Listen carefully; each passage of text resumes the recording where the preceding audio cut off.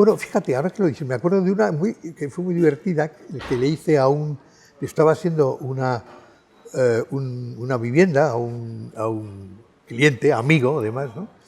Y está fuera de Madrid, y entonces, bueno, yo iba a la dirección de obra y tal, y en un momento determinado tenía que abrir un hueco y me pidió, por favor, que, oye, que me mandase el hueco de la fachada. Bueno, era un testero, ¿no?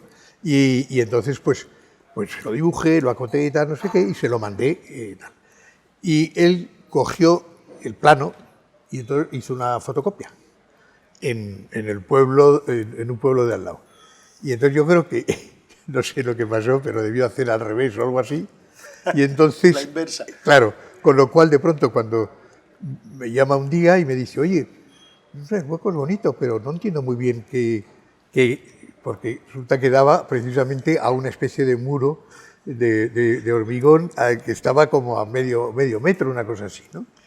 Yo, ¿qué? Pero bueno, si tienes unas vistas...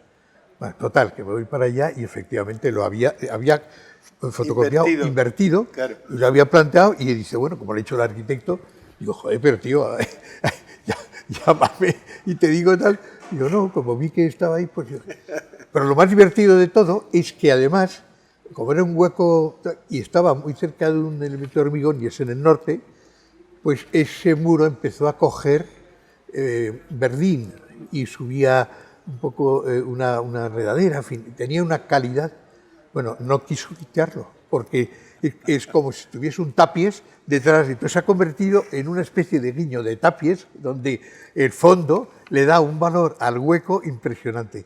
Y le pusimos una luz, con lo cual parece totalmente un cuadro. Entonces, cada vez que vamos allí, pues nos reímos muchísimo y tenemos un poco esa... Bueno, pues una anécdota más de las... Bueno, intentaré contarte algo que me parece bastante divertido y que te digo que la culpa fue mía, ¿eh? Que creo que nos pasa muchas veces a los arquitectos que utilizamos un lenguaje y una manera de hablar que nos parece como muy habitual y muy entendida por todos y no nos damos cuenta que nuestro entorno tiene un punto de vista muy particular y que fuera de él pues no se entienden las cosas de la misma manera. ¿Por qué te digo eso? Porque mira, hace no mucho terminamos de rehabilitar un edificio interesantísimo en el Paseo de la Castellana, en el número 16. Es un edificio protegido con una fachada clásica, muy de estos que hay en la Castellana, y el proyecto, que era complejo y bastante ambicioso, pues lo que hicimos fue levantarlo, dejarlo totalmente en el aire para introducirnos dentro, vaciarlo completamente y generar 3 plantas de sótano. Tuvimos que apalancarlo entero, meter como pues toda la nueva cimentación y después hacer que el edificio volviera a apoyar ahí. Bueno, la verdad es que es un proyecto muy interesante. Complicado. La historia es que visitando el edificio con algunos posibles futuros usuarios, pues yo les explico esta historia de que tuvimos que levantar el edificio para poder sujetarlo. Entonces, claro, ellos me contestan con mucho acierto, pero levantarlo, ¿pero hasta dónde? Y yo dije, claro, es evidente que esta manera de explicarlo, pues para alguien de fuera no entiende el contexto de lo que supone dejar volando un edificio para poder rehabilitarlo de nuevo, ¿no?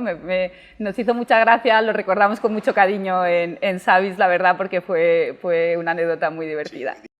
Yo recuerdo, por ejemplo, en los primeros años, circunstancias que se habían resuelto de una forma bastante ágil y fácil. Hoy en día hubiera sido completamente distinto. Uno de los primeros proyectos que nosotros hicimos en el estudio, siendo muy jóvenes, fue una casa para mi hermano Iván. Era un hermano que me sigue a mí en la línea de hermanos.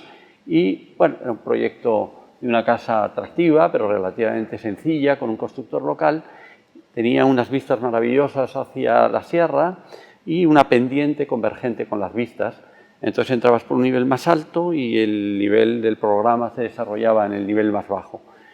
Como consecuencia de eso y para fomentar las vistas desde el acceso, lo que hicimos eran 2 forjados a distintos niveles, distanciados, y recuerdo que cuando fuimos a la revisión de las armaduras de las 2 losas, lo revisamos todos, de repente que ahí nada más estar montado en la ciudad, y le digo con preocupación al constructor, está todo perfecto, hay un problema, y es que están cambiadas las cotas. Lo que viene al caso es que hoy en día, si eso se hubiera producido, te estoy hablando de algo que pasó hace casi 40 años, si eso se hubiera producido, hubiera derivado en una responsabilidad del propio arquitecto, porque al final siempre es el último responsable. En aquel momento yo sentía la preocupación y mi vocación en aquel momento, cuando veía al pobre hombre con pocos recursos, lo que podría significar para eso, lo primero que pasó por mi cabeza fue intentar readaptar el proyecto para no obligarle a este hombre a deshacer todo lo hecho. Fue él precisamente la persona que tomó la iniciativa para resolverlo. Hoy en día eso hubiera sido inviable. Recuerdo también otra circunstancia, era un proyecto que no firmaba yo en Venezuela, en el que era un edificio relativamente de viviendas de cierto tamaño y era en una zona de desarrollo con solares gemelos de 2 a 2 muy parecidos. Hicieron el bajo rasante de 2 plantas, la cimentación, el pilotaje, una contención. Cuando se fue a revisar estaba todo bien, pero con un pequeño problema, y es que estaba hecho en el solar vecino y había ya un volumen de obra relativamente importante. Curiosamente, hoy en día la solución que se tomó fue intentar hablar con el propietario colindante, permutar los suelos, no era una persona muy razonable, no hizo uso de la situación de ventaja, y administrativamente con el ayuntamiento se resolvió también. Yo fui ajeno totalmente a la gestión que hubo que hacer en el ayuntamiento, pero se resolvió sin ningún problema.